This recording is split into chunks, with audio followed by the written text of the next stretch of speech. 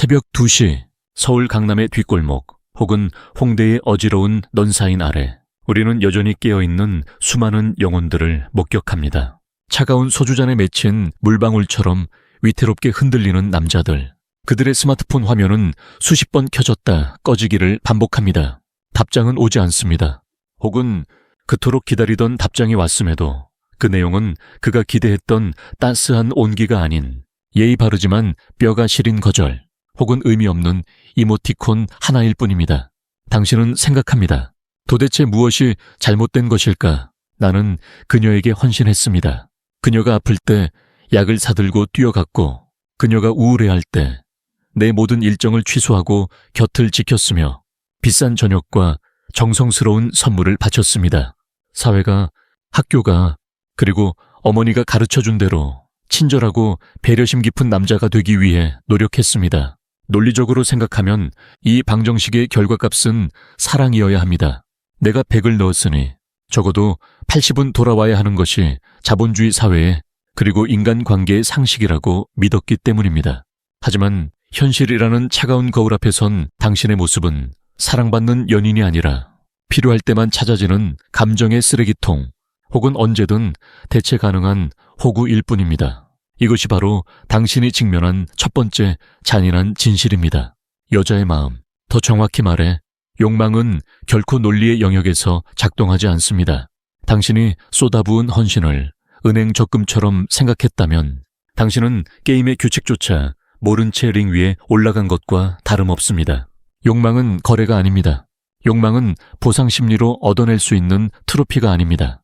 지금부터 우리는 그 착각의 껍질을 아주 고통스럽게 벗겨낼 것입니다. 이 다큐멘터리는 당신을 위로하기 위해 쓰인 것이 아닙니다. 오히려 당신이 믿어왔던 로맨틱한 환상을 파괴하고 그 폐허 위에 진짜 남자의 본성을 다시 세우기 위한 서울이라는 정글에서 살아남기 위한 생존 지침서입니다. 1장, 일관성, 파도와 등대의 역설. 여성의 심리 구조를 이해하기 위해 우리는 먼저 진화 심리적인 배경, 저 먼 원시의 기억으로 돌아가야 합니다. 그리고 현대의 서울로 돌아와 봅시다. 여성의 감정은 바다와 같습니다.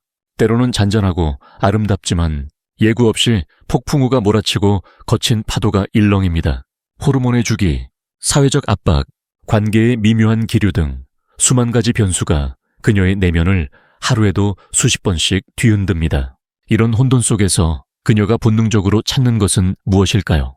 같이 춤을 춰줄 또 다른 파도일까요? 아닙니다. 그녀는 이 거친 감정의 파도 속에서도 자신을 붙잡아줄 단단한 바위, 어둠 속에서도 길을 잃지 않게 해줄 등대를 찾습니다. 대부분의 남자들은 여기서 치명적인 실수를 범합니다. 그녀가 감정적으로 흔들릴 때 남자도 함께 흔들립니다. 그녀가 기분 나빠하면 눈치를 보고 그녀가 즐거워하면 안도합니다. 이것은 등대가 아니라 바다 위에 둥둥 떠다니는 부표와 같습니다. 파도가 칠 때마다 이리저리 휩쓸리는 부표에게 자신의 목숨을 맡길 선장은 없습니다. 당신이 그녀의 기분에 따라 태도를 바꾸고 환심을 사기 위해 자신의 주관을 꺾는 순간 그녀의 무의식은 위험 신호를 감지합니다. 이 남자는 약하다. 이 남자는 자신의 감정조차 통제하지 못한다. 그렇다면 나를 보호할 수도 없을 것이다. 일관성 컨시스턴시. 이란 단순히 매일 아침 좋은 아침이라고 문자를 보내는 근면함을 말하는 것이 아닙니다. 그것은 당신의 말과 행동, 그리고 가치관이 외부의 충격에도 불구하고 변하지 않는다는 신뢰의 증명입니다. 여자들은 본능적으로 남자를 시험합니다. 이를 흔히 쉿 테스트라고 부르지만 더 고상하게 표현하자면 그것은 안전 점검입니다. 그녀가 부조리한 짜증을 내거나 당신의 계획을 비틀려고 할 때 그녀가 진짜 확인하고 싶은 것은 당신의 화가 아니라 당신의 프레임이 얼마나 단단한지입니다. 당신이 그 작은 파도에 휩쓸려 화를 내거나 비굴하게 사과한다면 당신은 탈락입니다. 하지만 당신이 미동도 없이 난 그렇게 생각하지 않아라고 차분하게 말하거나 그녀의 감정적 투정을 귀여운 아이의 투정처럼 여유롭게 받아넘길 때 비로소 그녀는 당신이라는 등대 아래서 안전감을 느낍니다. 이 안전감이야말로 욕망이 싹트기 위한 가장 기초적인 토양입니다. 말로만 사랑해, 지켜줄게라고 떠드는 것은 허공에 흩어지는 소음일 뿐입니다. 행동으로 증명된 흔들리지 않는 일관성만이 그녀의 본능을 잠재우고 당신을 리더로 인식하게 만듭니다.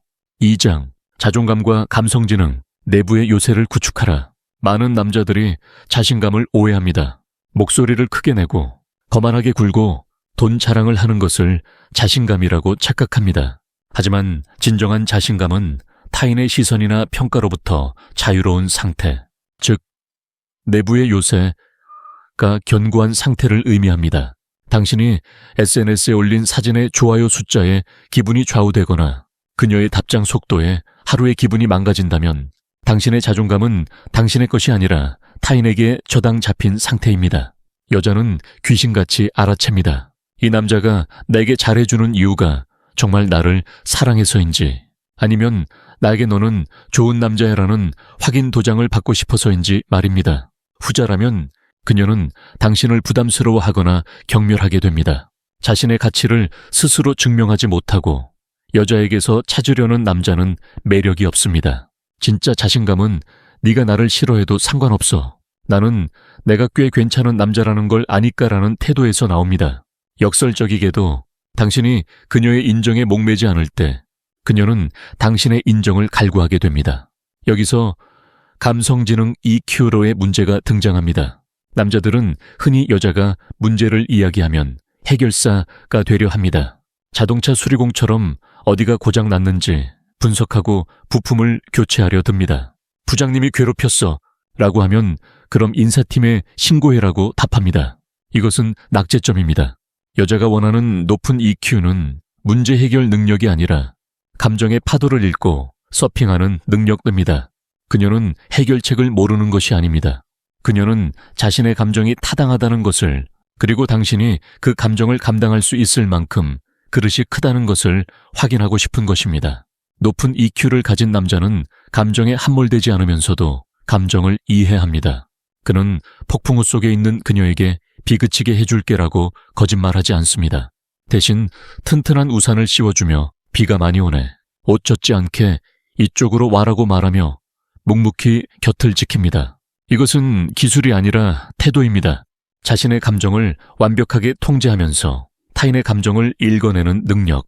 이것이 바로 서울의 밤거리를 지배하는 리더의 자질입니다. AI가 모든 답을 내놓는 시대에도 인간의 미묘한 감정선을 읽고 어루만지며 리드하는 능력은 오직 고도로 훈련된 남자만이 가질 수 있는 유일무이한 무기입니다. 3장, 신비주의와 희소성, 일담한 책의 미학. 이제 가장 잔인하면서도 강력한 무기인 결핍과 신비주의에 대해 이야기할 차례입니다. 인간의 뇌는 본질적으로 도파민에 중독되어 있습니다. 그리고 도파민은 보상이 주어졌을 때가 아니라 보상이 주어질지 아닐지 불확실할 때 가장 많이 분비됩니다. 라스베이거스의 슬롯머신이 왜 사람을 미치게 합니까? 언제 잭팟이 터질지 모르기 때문입니다. 매번 돈이 나오는 기계라면 누구도 흥분하지 않을 것입니다. 그런데 착한 남자들은 자신을 너무나도 쉽게 그리고 투명하게 공개해버립니다. 자신의 일거수일투족을 보고하고 묻지도 않은 과거사를 털어놓으며 나는 너밖에 없어라고 시도 때도 없이 선언합니다. 이것은 서점에 들어가자마자 결말까지 다 읽어버린 책과 같습니다. 이미 내용을 다 아는 책을 비싼 돈 주고 사서 소장하고 싶은 사람은 없습니다.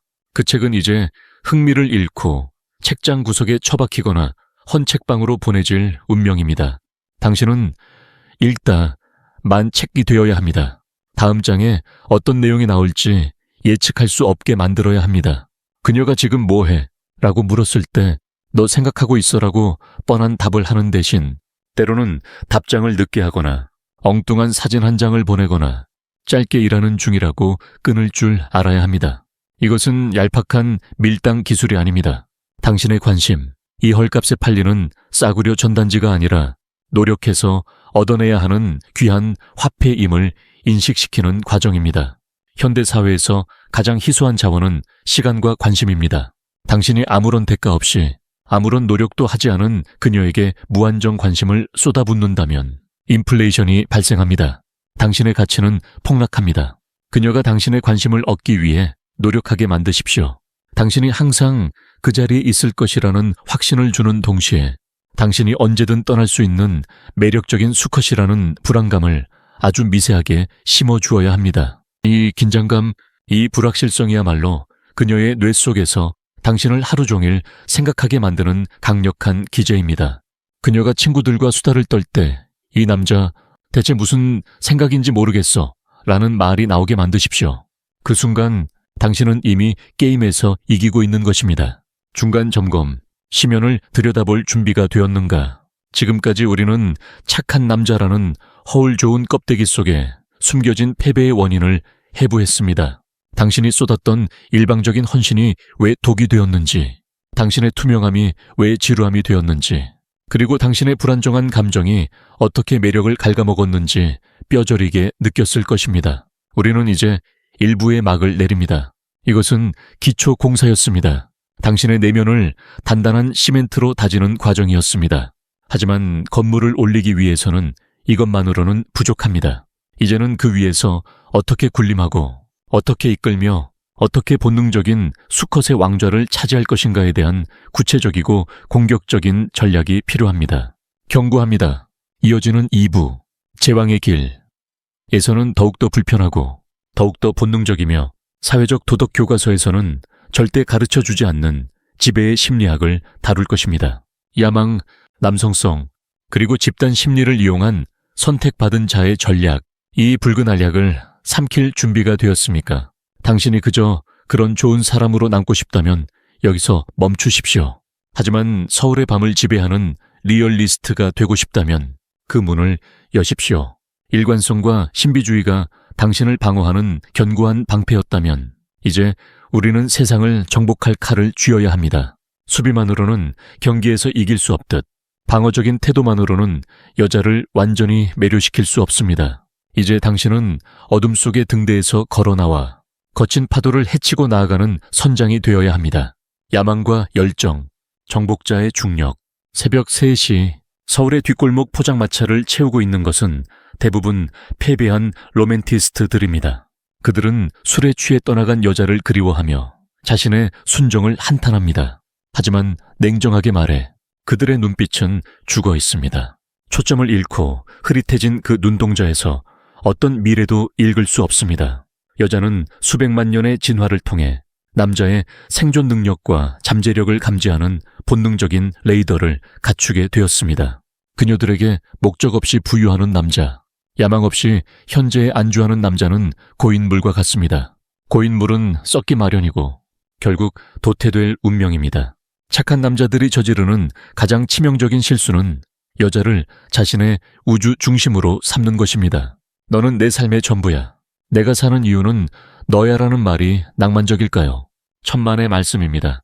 헬조선이라 불리는 이 가혹한 경쟁 사회에서 누군가의 삶을 온전히 책임져야 한다는 것은 끔찍한 압박이자 부담입니다. 그녀는 당신의 유일한 구원자가 되고 싶어 하지 않습니다. 대신 그녀는 당신이라는 거대한 배에 올라탄 1등 항해사가 되기를 원합니다. 진정한 매력은 당신이 그녀를 바라볼 때가 아니라 당신이 자신의 야망을 향해 등을 돌리고 몰입할 때 발생합니다. 당신이 목표를 성취하기 위해 데이트를 미룰 때, 당신이 자신의 제국을 건설하기 위해 밤을 지사할 때, 그녀는 표면적으로는 서운해할지 모르지만 무의식 깊은 곳에서는 당신의 그 뿜어져 나오는 생명력, 바이탈리티의 전율을 느낍니다. 남자에게 야망은 최고의 화장품이며 열정은 가장 강력한 최음제입니다. 그녀에게 난 널 위해 내 꿈도 포기했어라고 말하지 마십시오. 그것은 희생이 아니라 무능력의 고백입니다. 나는 저 높은 곳으로 갈 거야. 나와 함께 갈 테면 꽉 잡아. 이것이 여자가 원하는 리더의 언어입니다. 선택받은 자의 증명, 욕망의 모방심리. 홍대거리의 금요일 밤을 상상해 봅시다. 2개의 식당이 있습니다. 한 곳은 텅 비어 있고 사장이 나와서 호객행위를 합니다. 다른 한 곳은 사람들이 길게 줄을 서서 추위에 떨고 있습니다. 당신은 어디로 들어가겠습니까? 10중 8구 줄 서 있는 식당일 것입니다. 맛을 보기도 전에 당신은 이미 저곳은 맛있을 것이라고 확신합니다. 왜냐하면 타인의 욕망이 그 가치를 증명했기 때문입니다. 이것이 바로 사회적 증명이자 프리셀렉션의 원리입니다. 이 잔인한 시장 논리는 남녀 관계에서 더욱 극명하게 작동합니다. 만약 당신이 주변에 여자가 한 명도 없고 오직 그녀의 처분만 기다리는 상태라면 그녀의 본능은 경고음을 울립니다. 왜 아무도 이 남자를 거들떠보지 않지? 내가 모르는 결함이 있는 것은 아닐까? 반대로 당신이 다른 이성들과 자연스럽게 어울리고 누군가에게 매력적인 남자로 인식되고 있다는 낌새를 보일 때 그녀의 태도는 돌변합니다. 저 남자는 가치가 있다. 다른 여자들이 채가기 전에 내가 가져야 한다. 이것은 바람둥이가 되라는 말이 아닙니다. 이것은 여유와 위상의 문제입니다. 갈 곳이 없어서 너에게 매달리는 것과 수많은 선택지가 있지만 그 중에서 너를 선택한 것의 차이는 하늘과 땅 차이입니다. 당신이 인기 있는 남자라는 사실, 즉 희소성 있는 자원이라는 사실을 은연중에 드러내십시오. 그녀로 하여금 당신이라는 트로피를 쟁취했다는 승리감을 느끼게 하십시오. 경쟁자가 없는 경기는 지루합니다. 약간의 불안감과 경쟁심은 관계의 텐션을 유지하는 필수적인 양념입니다. 남성성과 리더십, 침묵의 조타수, 현대사회가 부드러움을 강요할지라도 여성의 DNA 깊은 곳에는 강인한 수컷, 무리를 이끄는 우두머리에 대한 원초적인 갈망이 각인되어 있습니다. 여기서 말하는 남성성은 폭력적이거나 억압적인 것이 아닙니다. 그것은 폭풍우 속에서도 흔들리지 않고 키를 잡고 있는 선장의 고유한 위엄입니다. 제발 오늘 뭐 먹을래? 어디 가고 싶어? 네가 좋은 대로 하자 라고 묻지 마십시오.